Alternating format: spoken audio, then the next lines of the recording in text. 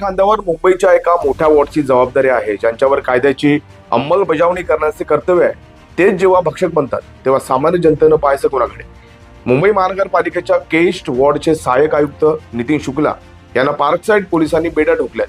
आरोप आहे एका 32 वर्षीय महिलेचं लग्नाचं आमिष दाखवून लैंगिक शोषण केल्याचा. पण प्रश्न फक्त एका महिलेचा नाहीये, प्रश्न आहे त्या संपूर्ण प्रशासनाचा, जिथे असे अधिकारी मिरवत आहेत. नितीन शुक्ला हे नाव सुद्धा मुंबई महानगरपालिकेत थू करायला लावत आहे.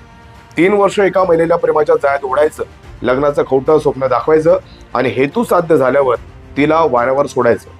भारतीय न्याय संहितेच्या कलम 69 नुसार या महाशयांवर गुन्हा दाखल करण्यात आला असून सध्या ते कोठडीत आहेत.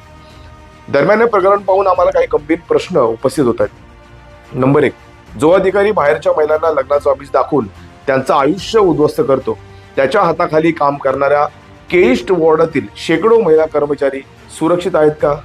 त्यांच्यावर कोणत्या प्रकारचा मानसिक किंवा इतर दबाव टाकला जात नसेल कशावर? नंबर 2, इमारत दुरुस्ती विभागात असताना ओळख झाली आणि 3 वर्ष हा खेळ सुरू होता.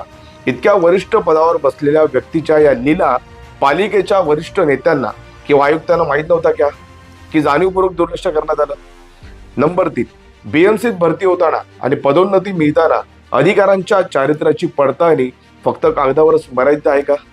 नंबर 4, सहाय्यक आयुक्त म्हणजे वॉर्डचा राजा. या सत्तेच्या आणि पदाच्या गुरमीतच शुक्ला यांनी त्या पीडितेला धमकावलं होतं का? तर आज नितीन शुक्ला तुरुंगात आहेत, पण हा केवळ एका अधिकाराचा प्रश्न नाहीये, ही मानसिकतेची कीड आहे. जर अशा उच्च पदस्थ अधिकाऱ्यांचे हात महिलांच्या अब्रूपर्यंत पोहोचत असतील तर पालिकेच्या मुख्यालयात बसलेल्या बड्या अधिकाऱ्यांनी आता आत्मपरीक्षण करण्याची वेळ आली आहे.